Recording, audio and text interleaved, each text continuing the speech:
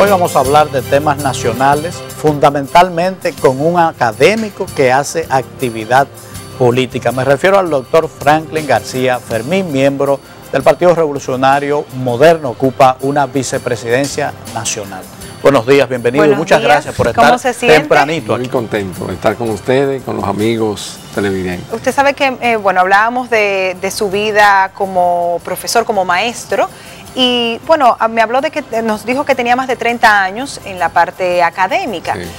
Ha cambiado muchas vidas a través de las enseñanzas, pero ¿cómo estos 30 años han cambiado su vida? Bueno, la verdad que 30 años dedicado a una institución, fundamentalmente a enseñar, a educar, a preparar jóvenes hacia el futuro, es una labor gratificante. Para mí, pues yo pienso que ha sido lo mejor que me ha pasado, haberle dedicado a la Universidad Autónoma de Santo Domingo más de 30 años. Sobre todo, porque siempre lo repito, que la UAS es la institución de la República Dominicana que más contribuye con la movilidad social. Sí. Por tanto, la UAS hace a mucha gente felices, le construye un futuro. Le da esperanza de que puede cambiar. Sí. El hijo de una lavandera, de un policía, de un guardia, puede ir a la UAS, hacerse médico, abogado, ingeniero y convertirse sobre todo en un ser humano productivo, ¿verdad? Y hay una parte muy especial de los egresados de la UAS, y es que normalmente tienen un sentimiento social, humano, que lo hace muy diferente muchas veces a otros egresados de universidades, porque están en contacto con la sociedad, con los pobres, con los humildes. En mi caso, yo puedo dar testimonio que tengo 4 hijos y los 4 estudiaron y estudian en la UAS. Y eso dice mucho. Claro. Sí, porque muchos lo prefieren enviar a una universidad privada. Es una contradicción. Sí. Si yo doy clases allá, pero entiendo que no. Que no debe ser. No soy autoridad, decano o rector. Pero ese es el mejor ejemplo porque muestra la confianza. Claro. Correctamente. Entonces, esos 30 años son altamente gratificantes. Se dice de la UAS que es una especie de pequeña república. Y eso puede ser un elogio, pero también no serlo, porque se depende de qué república. Una copia de la República Dominicana es pequeña. Se le endilgan los defectos del país. En esas más de 3 décadas, usted ha visto una evolución. ¿Cómo usted puede describirnos la evolución de la UAS? ¿Se ha sido más positiva? Mira, evidentemente que la UAS, como toda institución, tiene virtudes y tiene también sus defectos, ¿verdad? Eso no lo podemos negar. Sin embargo, yo entiendo que las virtudes son mayores y su contribución al país, pues evidentemente está ahí. Ella constituye la mitad del sistema de educación superior del país. Es la tercera universidad en términos de tamaño, ¿verdad? La tercera universidad de América Latina. Eso es Primero está la UBA de Buenos Aires, la segunda es la UNAM de México y la tercera es la UAS. Parece increíble que países más grandes como Perú y eso no. Correctamente. Bueno, la de San Marcos, ustedes saben que siempre ha postulado por ser o definirse la primada, ¿verdad? Sin embargo, ya está demostrado en la historia. Está demostrado que es la UAS, ¿verdad? Hay una bula, está demostrado con documentaciones. Sin embargo, yo que he tenido el privilegio, si se puede decir, porque he sido Empecé como empleado, pasé a profesor y después tuve 15 años en la alta dirección universitaria, es decir, vicedecano, decano, vicerrector, rector. Te puedo decir que ella ha ido evolucionando, ¿verdad? Todos recordarán que 30 años atrás, o 20 años, en la década de los 70, 80, una profesión había que tomarse casi el doble del tiempo requerido. Sin embargo, hoy, cuando un alumno va a cumplir con sus deberes académicos, puede lograr conseguir el título antes del tiempo previsto, si va a estudiar, ¿verdad? Porque tiene la posibilidad de hacer cursos extraordinarios, lo que le llaman los cursos de verano. Sí. Por ejemplo, ahora en junio empieza un nuevo curso de verano, lo que quiere decir que estudiantes que puedan tener una asignatura atrás la pueden recuperar y otros pues pueden avanzar, y muchas veces esos buenos alumnos pues se titulan antes del tiempo previsto. Vamos a saltar ahora del mundo académico al mundo de la política. ¿Qué lleva a una persona que ha ejercido por más de 3 décadas la tranquila función? No, hay que ver si es tranquila. Sí, relativamente tranquila. Eso es la primera pregunta, si es tranquila. Tiene la tranquilidad de bregar con párvulos, pero tranquila en el sentido que es dedicada al saber, a la cosa más elevada de la vida. Cuando esos muchachos se revoltean. Sí, a las ideas. Más fácil. A las ideas. ¿Qué lleva a ese hombre del aula a pasar a hacer vida partidaria? Sí, bueno, de manera, vamos a decir, protagónica. Porque desde muy joven yo sentí inquietud de participar en política. Por eso, desde muy jovencito me enrolé en una organización estudiantil que se llamó la UER, la Unión de Estudiantes Revolucionarios. Y después, ya en la universidad, ingresé a un movimiento que se definía como marxista-leninista, ¿verdad? Líneas Rojas, 14 de junio.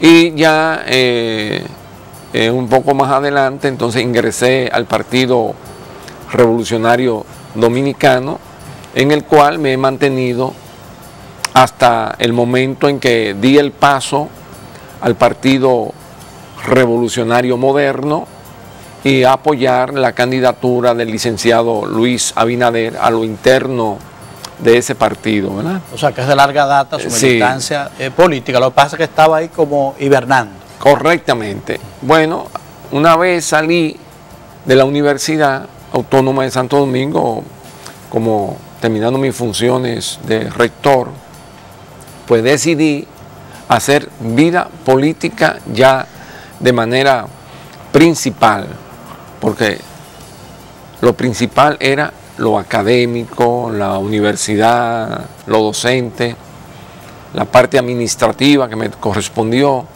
pero en este momento ya estoy fundamentalmente dedicado a la actividad política. ¿Por qué lo hago? Bueno, porque entiendo que puedo seguir aportando al país, que puedo producir un ejemplo hacia los demás. Bueno, que en el país haya otra forma de hacer política, de ir al Estado y no hacer cosas que no son correctas, ¿verdad? Sí. Es decir, y que usted puede vivir con dignidad, que usted puede vivir con decoro, que usted puede vivir, si se quiere, con un estatus o un nivel económico y social sin tener que hacer lo incorrecto. Sí, porque al final también justo en la entrevista que le hice a Hugo Veras, él decía, hay una percepción de que quien trabaja en política, eso significa que debe sacrificarse y vivir en extrema pobreza. No es eso, es una profesión como todas las profesiones que genera ingresos. Lo que pasa es que sabemos que hay quienes lo toman por la vía no correcta y entonces comienza ahí la corrupción y exacto, y entonces llegamos a un límite. Entonces, a pesar de ello, sabemos que, como usted dice, no se puede perder la esperanza, pero ¿qué tan difícil es trabajar en un sistema donde sabemos que la mayoría tiene el problema de la corrupción o de que llegan al poder para enriquecerse? Correcto. ¿Cómo usted hace para entonces...? Mira, no basta tener el buen sentido o entendimiento de la cosa, ¿verdad? Yo puedo tener, o cualquiera lo puede tener, y saber que tiene que actuar éticamente, correctamente, que no puede cruzar determinados límites. Sin embargo, la corrupción es algo endémico en cualquier sociedad del mundo, no solo en la nuestra, sí, ¿verdad? Es verdad. Lo que debe existir son reglas, normas que la prohíban, que la regulen, para que no se convierta en algo normal. Que la sanción. Sobre todo, exactamente. Que haya una sanción, que esas reglas se apliquen, ¿verdad? Que esas normas se apliquen. Países como China, que tiene reglas muy fuertes en contra de la corrupción, inclusive la pena de muerte, ¿verdad? Sí. Sin embargo, hay y se producen actos de corrupción. A pesar de ello. A pesar de ello, pero son excepciones. Imagínense un país tan grande, tan inmenso como China, un país que ha tenido un progreso extraordinario como lo ha tenido China popular, que no haya reglas, normas, un país que está produciendo tantas riquezas, pues evidentemente que podrían destruir el sistema que ha logrado mejorar la vida, darle calidad de vida a más de 1.400 millones de seres humanos en esa nación. ¿Por qué ha logrado eso? Porque hay normas y esas normas se aplican. República Dominicana, la corrupción es una regla. Sí. La excepción es la encontrar un funcionario que sea honesto, y lo hay y lo han habido. Pero cuando eso pasa, a veces lo expulsan. Correcto, y puede chocar a encontrarse hasta con la muerte, sí. Porque hay un sistema que lo corrompe todo. En ese sentido, la única manera de evitar, de disminuir la corrupción, es aplicando la ley, la norma, que haya una voluntad política del gobernante o de los gobernantes de perseguir la corrupción, aplicando normas especiales. Yo pienso que República Dominicana requiere de un fiscal especial, solo para perseguir la corrupción. Podría ser, con eso no bastaría, ¿verdad? No. Pero estoy hablando de una medida que hay que tomar, ¿verdad? Que hay que legislar.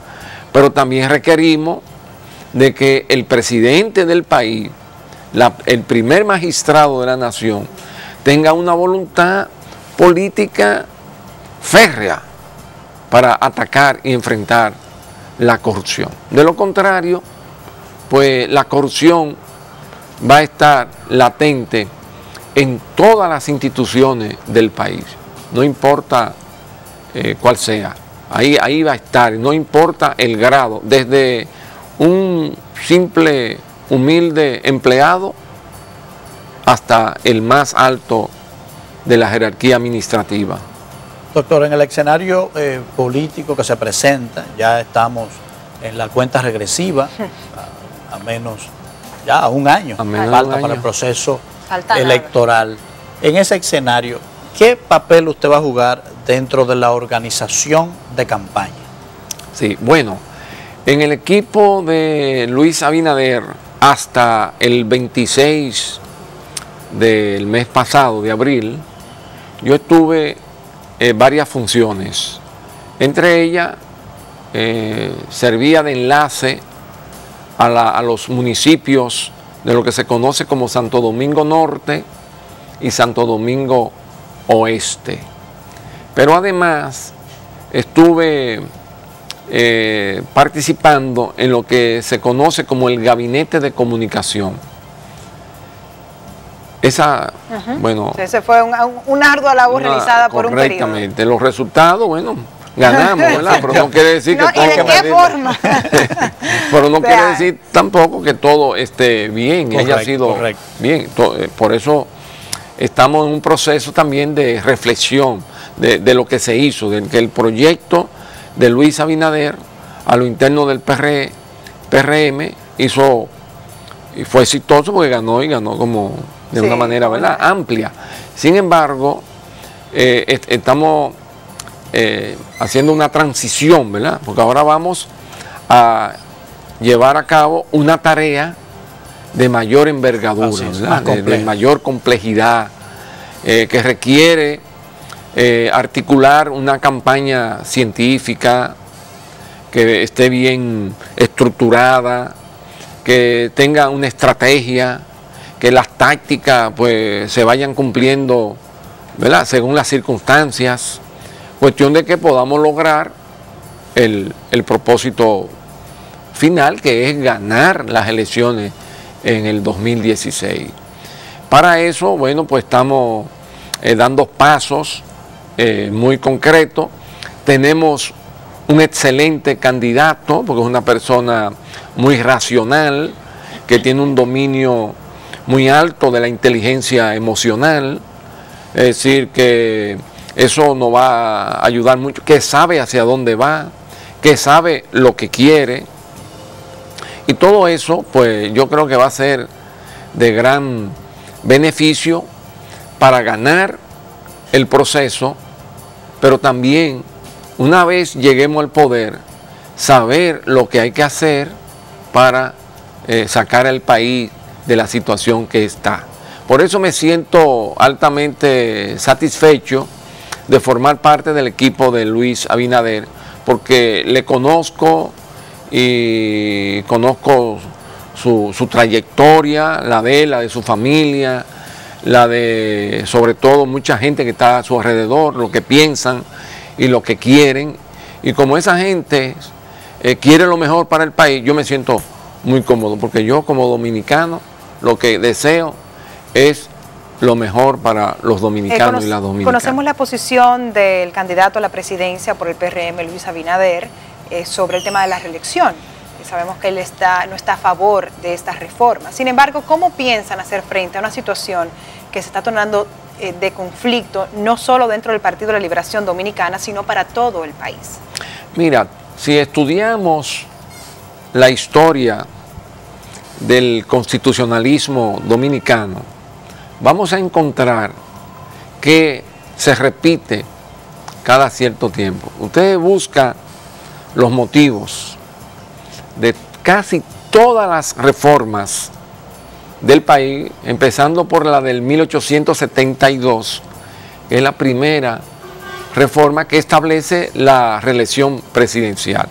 Aun cuando no estaba en la Constitución, los gobernantes se la agenciaron para perpetuarse en el poder. Santana gobernó 2 periodos seguidos, pero después volvió hasta 5 veces, igual que Buenaventura Báez. Pero Santana estableció en la Constitución 2 periodos continuos, o sea, él se reeligió sin elecciones. Sí. Toda la historia dominicana explica una debilidad institucional, una cultura caudillista, autoritaria, que está, si se quiere, cimentada en una cultura de más de 300 años de dominación colonial, después de 22 años de dominación haitiana, lo que indica que eso ha pesado mucho en la forma de actuar y de pensar del dominicano. Y todavía, 170 y tantos años de haber logrado la independencia y de la creación del Estado-Nación dominicano, todavía estamos como si estuviéramos extasiados, parados, ¿verdad?, en el siglo pasado o en el siglo XIX. La reelección es dañina, es mala. No es porque sea Juan o sea Pedro o el que sea un buen presidente o un mal presidente. Todos los presidentes que se han reelegido en su primer mandato lo hicieron muy bien. Ahí está el caso de Ulises Heró. Pero a partir de ahí lo hicieron mal, porque dedicaron todo su esfuerzo para perpetuarse en el poder. No para crear instituciones, sino para que todas las instituciones y el país girara en torno a ellos. Eso mismo está pasando en este momento. Al extremo de que ese proceso que quiere imponer el presidente Danilo Medina está llevando a destruir a su propio partido, al Partido de la Liberación Dominicana, que hoy está entrando en un proceso de división. Eso ya no lo evita nadie. Eso no tiene retroceso, porque no ha habido entre ellos la posibilidad de articular un consenso. Tenemos una lucha de Lo que hay es una imposición, ¿verdad? Y el que tiene el poder en un país como este, que donde no hay límite de ese poder, pues el que lo tiene hace lo que le da la gana, hasta el extremo de comprar conciencia de senadores y de diputados. Se habla de que hay hasta un presupuesto ya para eso, en un país de tanta pobreza, de tantas limitaciones como este. Y sin embargo se hablan de millones y millones y millones para cambiar la voluntad, para torcer la voluntad del Congreso e imponer una reelección. Nosotros nos oponemos a la reelección, la que sea, porque en eso hay que ser coherente. Yo en el 2002 me opuse a la reelección que impuso en ese momento el presidente Hipólito Mejía. Interpuse, siendo decano de la Facultad de Ciencias Jurídicas y Políticas de la UAS, interpuse un recurso de inconstitucionalidad de la ley que aprobó la convocatoria a la Asamblea, a la Asamblea Nacional, que iba a llevar a cabo la reforma, o que llevó a cabo la reforma.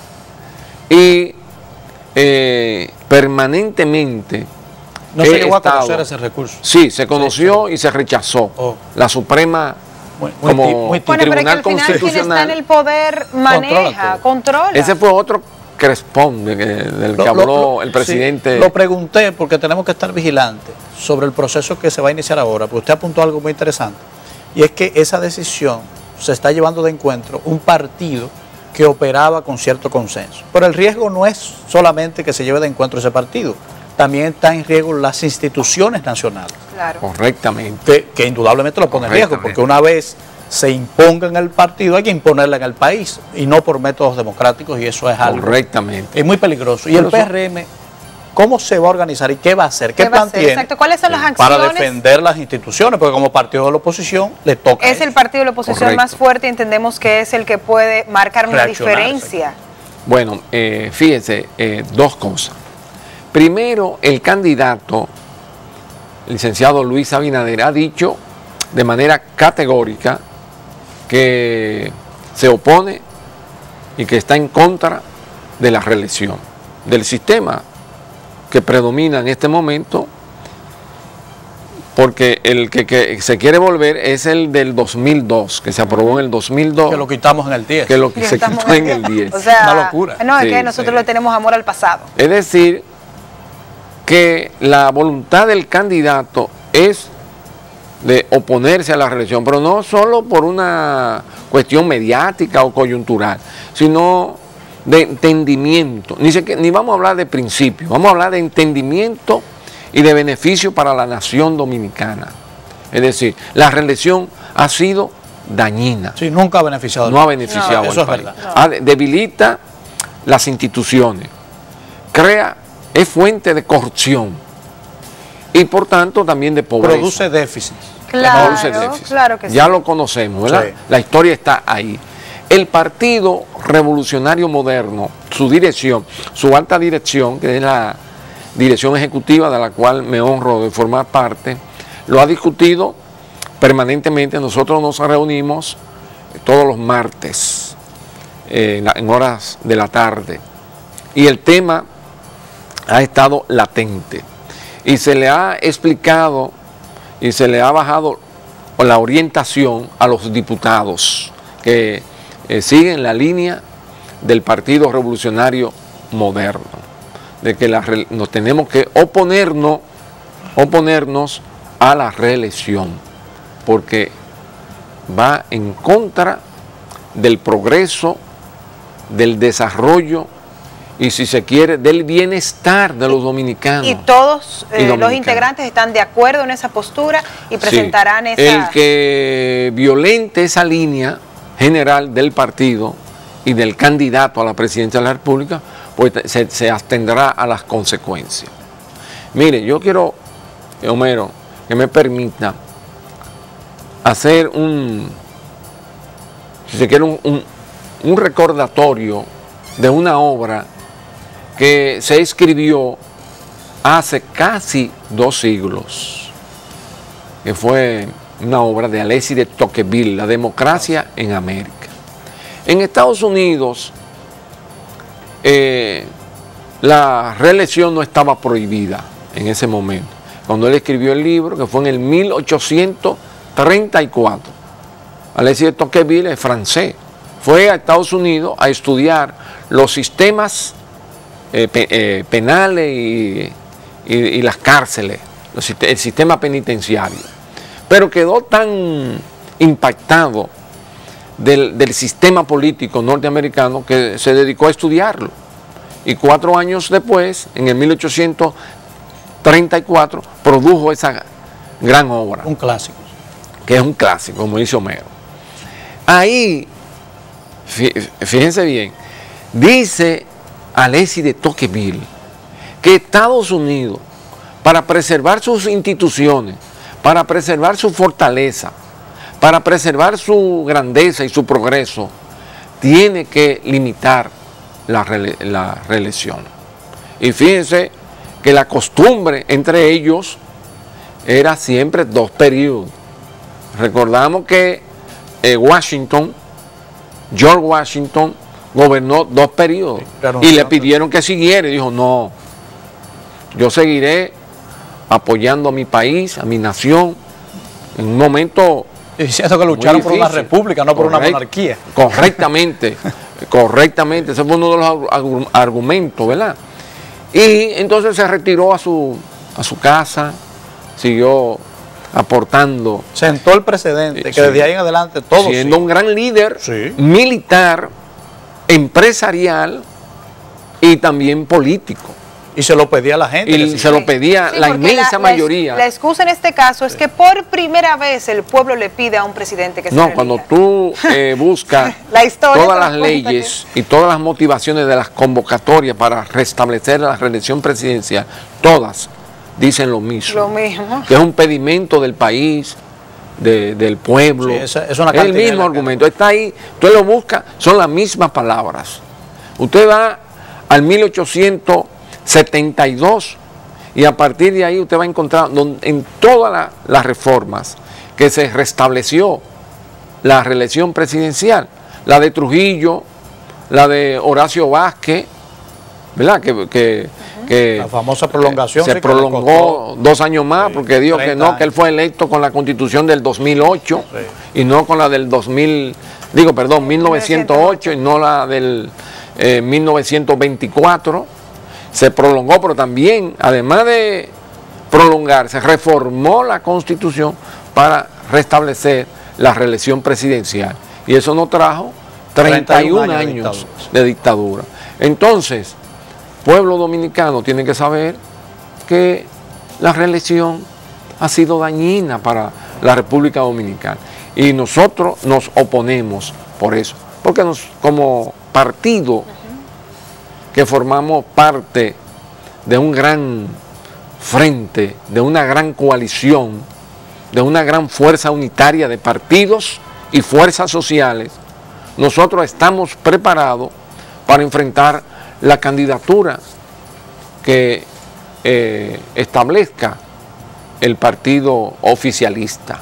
Se ha armado un debate jurídico y han coincidido prestigiosos juristas, que yo respeto, son honestos desde todo punto de vista, pero hay un consenso entre esos juristas de que para reformar la Constitución, para aprobar la ley que llama la reforma constitucional, no se necesita una votación cualificada porque esta ley no es orgánica. Usted como jurista, ¿qué opinión le merece esa opinión? Mira, porque es extraño que una de las leyes más importantes que va a reformar la ley de leyes sea una ley simple que un grupito pueda decidir cambiar. Eso me extraña. Y sobre todo choca que haya juristas que tengan opiniones encontradas en un tema que se supone que... Juristas de pero peso, ¿eh? Vamos a partir de un análisis lógico, ¿verdad? Jurídico, lógico y político, ¿verdad? Si para aprobar una ley, la que sea, para llevarla al Congreso, la puede someter un legislador, sea diputado o sea senador. Tiene vocación de iniciativa legislativa, como la tiene el presidente de la República y como lo tiene la Junta Central Electoral en asuntos electorales o lo tiene la Suprema Corte de Justicia en asuntos judiciales. En este caso, fíjense los elementos que hay que resaltar. Primero, si no es el presidente de la República el que somete el proyecto para la convocatoria de la Asamblea Nacional, tiene que hacerlo la tercera parte de una de las cámaras. O sea que no lo puede hacer un diputado o un senador. Si es del Senado que proviene, tiene que ser, como en este caso, que lo hicieron 13 senadores. Correcto. Porque la tercera parte, porque la Constitución exige que sea la tercera parte. Fíjense que para someter un proyecto... Ya de ahí de entrada no parece muy ordinaria. Ya no es ordinaria. Correcto. Pero, además de eso, la reunión de la Asamblea Nacional, la que va a modificar la Constitución, que es un sistema también, no está especializado como en otros países, que es la Asamblea Constituyente, ¿verdad? Requerirá, para aprobar cualquier cambio en la Constitución, que tenga la aprobación de las 2/3 partes, lo cual también, cualquier cambio, es agravado, ¿verdad? O sea, pero los juristas, estos juristas dicen, pero en ningún lugar específicamente para la ley de reforma indica que se necesita esa mayoría cualificada. Y obvian lo que dice el artículo 112, porque la Constitución tiene que ser leída como un todo. Y además no tiene que decir en detalle todo porque tendría 3.450 páginas. Imagínate. Si esta es una de las constituciones más largas, la nuestra sí, ahora. Sí, se pasó pasamos de, y aún así no ha servido. De 120... Quisieron escribir todo y lo que han hecho es una confusión. Cada vez que vamos a una interpretación hay 10.000 maneras de interpretar. otra cosa, no, ahí puede decir tal cosa. Que yo me he cuestionado mi manera de leer. Sí, porque la Constitución no tiene que ser algo tan detallado. Exactamente. La Constitución nuestra, la anterior, tenía 120 artículos. Esta tiene 274. Sí, 279. Correcto, entonces, total, para escribir tanto y a la hora de querer cambiarla, no hay... Entonces dígame. Bueno, una cosa muy importante es que la Constitución no la podemos cambiar, no puede ser tan estricta, tan inflexible que no se pueda cambiar cuando se requiera, pero tampoco puede ser tan fácil para cambiarla cuando le dé la gana a un sector político. No puede ser la novia de cualquiera. Correcto. O sea, entonces ese es otro argumento de peso que se añade a la necesidad de que para aprobar la ley de convocatoria tiene que ser mediante una mayoría agravada. Pero pongamos que ellos hagan los locos, como todo parece indicar, se está evadiendo de una manera porque hay un peso en la opinión pública que favorece el obviar esos detalles, porque en este país hay que saber cómo se manejan las cosas. La opinión pública, o sea, lo que hacen... ¿Quién maneja la opinión pública? No, claro, el dinero. El dinero maneja la opinión pública y el poder. Bueno, y maneja también hasta las opiniones jurídicas. Sí. Porque hay muchas opiniones de personas que dijeron una cosa. Hay algunos por eso interesados, momento, pero hay otros que hacen causa común por ingenuidad. Sí. Y también por inconsistencia, porque al argumento de que no se necesita las 2/3 partes, al argumento de que no se necesita un referéndum, yo veo que cojea por una falta a la democracia. Porque si no se necesitan todas estas cosas, basta que un pequeño grupo de hombres diga yo quiero cambiarla y que diga, donde dice blanco, diga negro, y lo pueden hacer. Y nosotros, pintados en la pared. Correcto. Esa no es la definición de democracia. No. Si pasa eso, si se aprueba, van a acudir a ustedes al Tribunal Constitucional radicando un recurso para que el Tribunal Constitucional falle en torno a esta discusión. Mira, eso todavía no lo hemos discutido, pero hay yo creo que derecho, ¿verdad?, a recurrir ante el Tribunal Constitucional. Es decir, que el Tribunal Constitucional declare... O sea, de la última palabra. Sí, declare esa ley de convocatoria contraria a la Constitución. Pero también, una vez, si el proyecto logra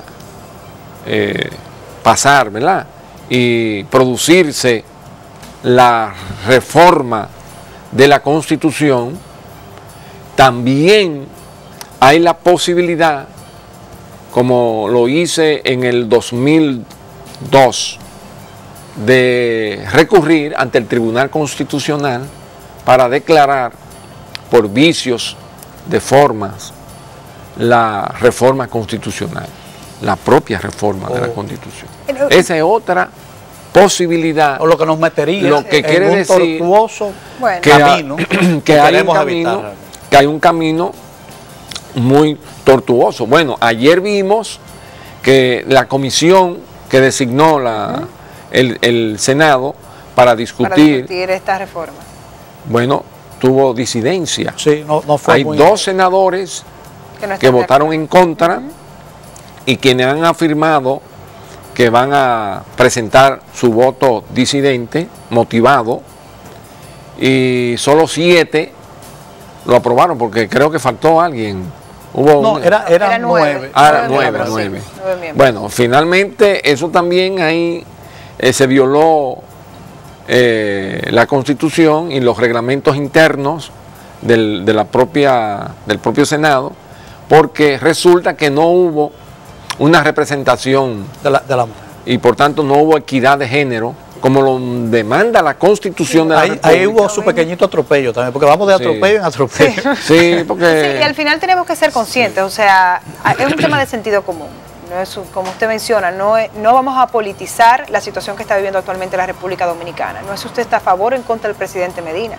Es que estamos hablando de un tema de institución, de respeto a nuestra Carta Magna, que entendemos debe ser la que regule constantemente, o debe ser, todos los estamentos. Entonces, ya analizando el panorama, ¿usted entiende, siendo realista, que la Constitución y esa reforma es algo que va a ocurrir en la República Dominicana o no? Mira, conociendo la historia de la República Dominicana, yo te puedo, en política, ¿verdad? Sí. Sabemos que puede ser una opinión, es lo que usted entiende por lo hay que una gran resistencia, evidentemente, porque hay una real contrapeso a lo interno de la dirección del Partido de la Liberación Dominicana, porque evidentemente que no se puede negar que Leonel Fernández es una realidad dentro de ese partido, ¿verdad? Es un líder fuerte. Y evidentemente si Danilo no logra, muy probablemente él sea el candidato del PLD. Si no logra Danilo pasar la reelección, que es una posibilidad. Ahora, conociendo la historia, debemos prepararnos para que esa reforma la van a imponer con la fuerza del dinero, con la corrupción, usando el dinero del Estado, usando obras del Estado para dar beneficios.